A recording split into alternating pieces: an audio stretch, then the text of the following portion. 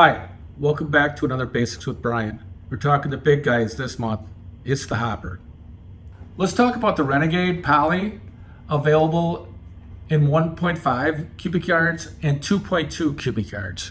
We also have the stainless Renegade, which is available in 0.35 to 5 cubic yards capacity. The 0.35 and the 0.7 models are available for the UTV specifically. We also offer the V Pro line. The Renegade model is the next generation of the Helix. Although we aren't producing the Helix, they will still be supported for many years.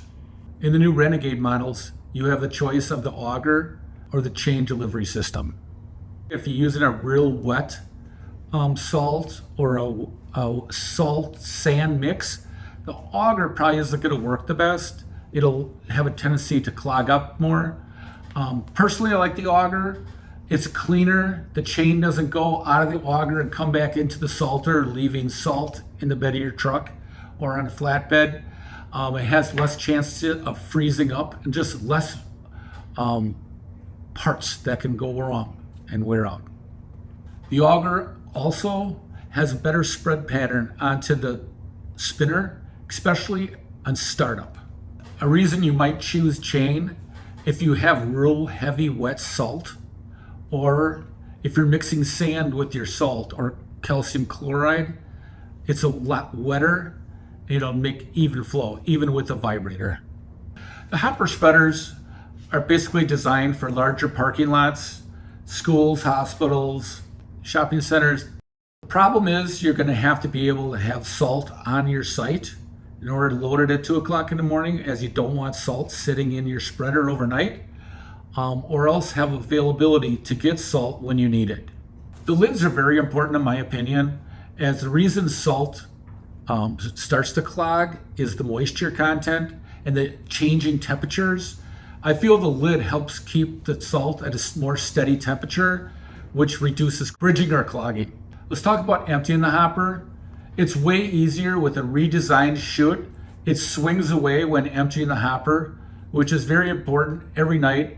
You cannot always have access to water to spray it out depending on the temperature.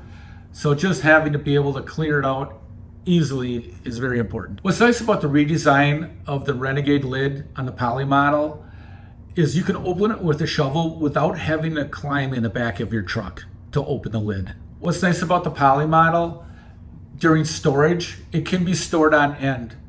These hoppers are definitely an upgrade to your business as you grow your business with new offerings, being able to drive from one lot to another without having to refill the hopper.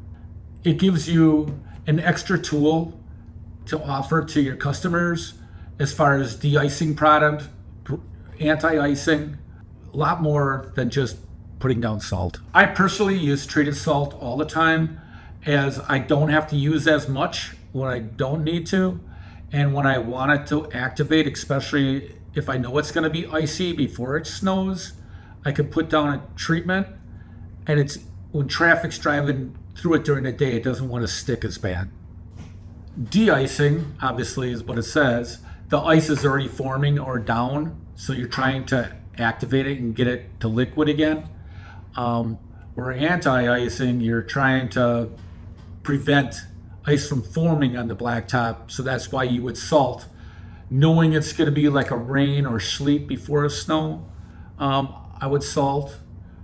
As far as speed goes when I'm salting, depends on if I wanted to spray a covering on the lot or if I'm trying to de-ice. If I'm de-icing, obviously I turn down my speed pattern on my spinner, and I'm also driving a lot slower to get a lot more salt down, so I don't have to keep on running over the lot 3 times. One important tip, and drives me nuts, is when people turn the spinner on in front of the doorway.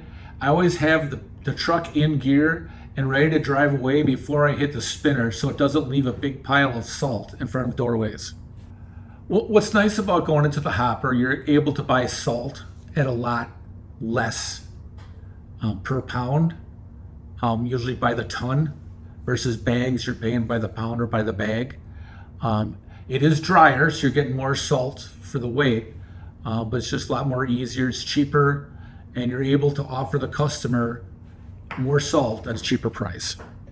I get asked a lot how much salt to put down. It depends. One storm, if the weather's warm, I'll just put some salt down, just so it doesn't form overnight. But if it's cold and it's icy and windy, I might put 3 times as much down as I usually do. It all depends on the storm, the temperature, wind.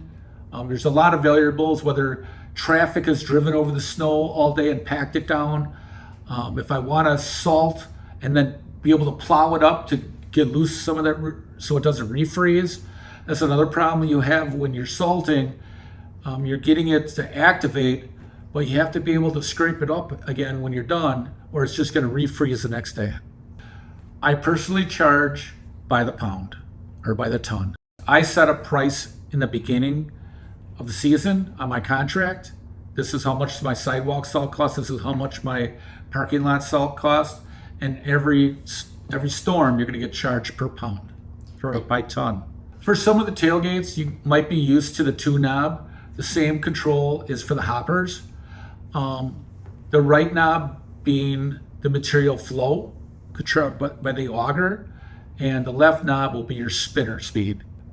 There's a blast function I don't use too much, but it is there. And once again, a very important tip, I always run every part of the salter before adding salt into the unit to make sure it works and I don't put 4 tons of salt in a hopper and have to shovel it out. There is a lot of common air codes. What's nice is I keep the air code right in my truck. It's very handy. After getting used to it, you'll notice you'll get the same code, and what you'll have to do to reverse the auger speed, to get rid of a jam, if a fuse blew, it's very user-friendly. Please contact your dealer if you have any other complex issues that can't be solved, but most codes should be able to be cleared. So some of the accessories are the work light and the strobe light kit. Both plug and play, very easy to mount. The work light I use for material flow and to see behind the truck when backing up. And also, the strobe light kit is visibility for everybody else in the parking lot. Also, another accessory is the vibrator. Because I don't want my material to get stuck, I actually install 2 vibrators. I put a vibrator on each side to keep the material flow. Another accessory is the inverted V. Another accessory is the extension collar to be able to add additional salt. Another accessory is the spill guard. When the loaders are loading your salt, it keeps the salt from going into the bed of your truck and into the hopper. A real nice accessory is a central point grease kit, which helps get into the areas that you normally can't get in with a grease gun. Another nice accessory is a material monitoring camera. Really helps, especially more so than a tailgate, as it's harder to see out of the back of your window and out of your mirrors. The camera is a nice accessory to keep an eye on your material flow. A nice accessory to the Renegade is a triple threat. It's 3 applications, if we want to call it, in one. Or for adding liquid into the mixing chamber, you can spray it right on the ground for anti-icing, or just regular application.